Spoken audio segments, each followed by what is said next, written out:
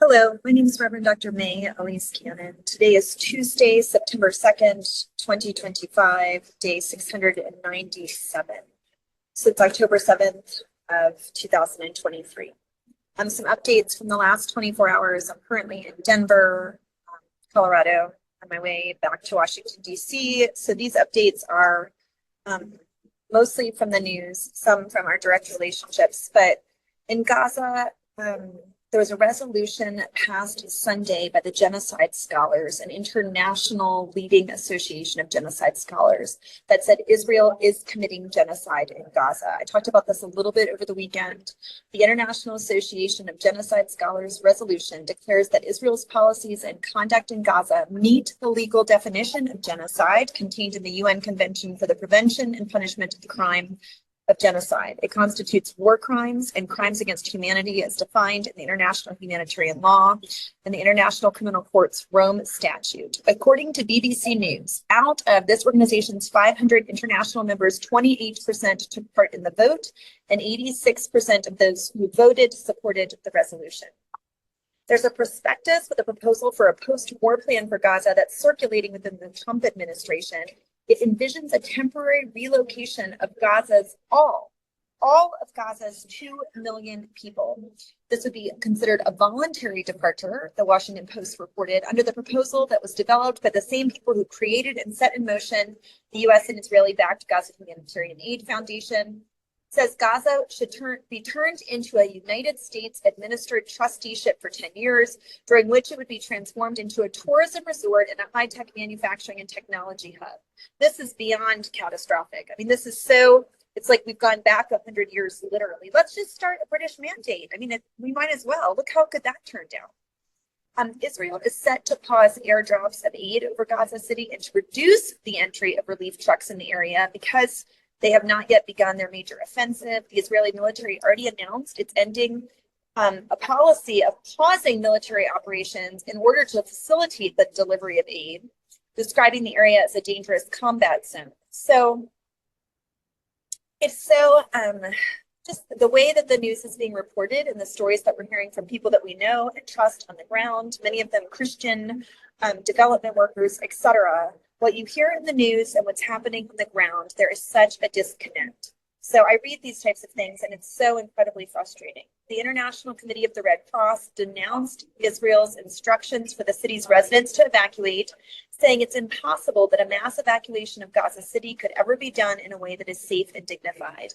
I've heard people describe this like the Trail of Tears. If you have this population that was relocated from North Gaza to South Gaza, you have them that they were relocated back to North Gaza, then you relocate them again. Many of them are suffering from malnutrition and hunger, and that this could actually cause so many more deaths.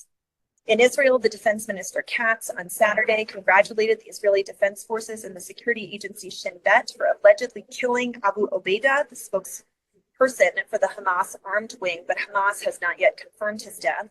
Israeli military commanders are struggling to find enough reservists who are willing to report for duty ahead of the planned offensive on Gaza City. They don't have enough soldiers who are willing to serve. That was according to more than 30 officers and soldiers who were interviewed by the Wall Street Journal.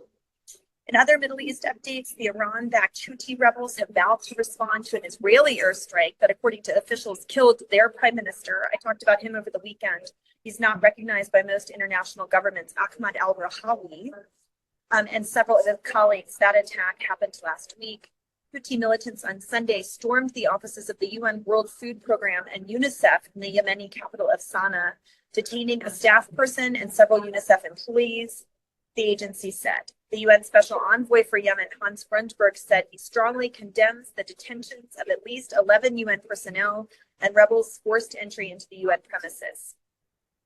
Belgium plans to recognize Palestine's statehood at the UN General Assembly next month. That was just announced. More than 250 news outlets from around the world, including NPR in the United States, have signed an appeal calling for the protection of Palestinian journalists. The appeal was organized by Reporters Without Borders. They're calling for the protection of Palestinian journalists in Gaza and for Israel to grant foreign press independent access into the territory.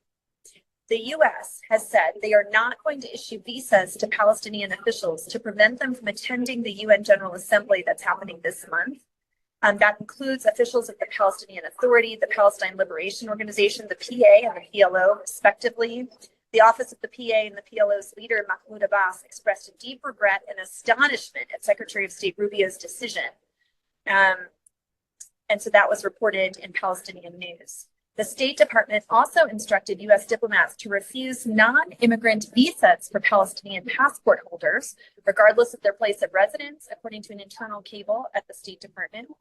And I wanted to close with an update on Christians in the Middle East. Despite Israel's order for evacuation in Gaza City, the priests and the nuns who reside there among the Orthodox and Catholic Church communities are remaining. They have continued to care for the community. They have found refuge in the Greek Orthodox compound of St. Porphyrius and the Roman Holy Family Catholic Church, those compounds. Hundreds of people have gathered there since the beginning of the war. Both Cardinal Pierre Pizzaballa, who's the Latin Patriarchate of the Catholic Church, and Patriarch Theophilus III, who's the Greek Orthodox Patriarch, have said it's time to end the spiral of violence, to put an end to war, and to prioritize the common good of the people. So may it be so. That is our prayer. May God go before us. Lord, have mercy. Christ, have mercy. Amen.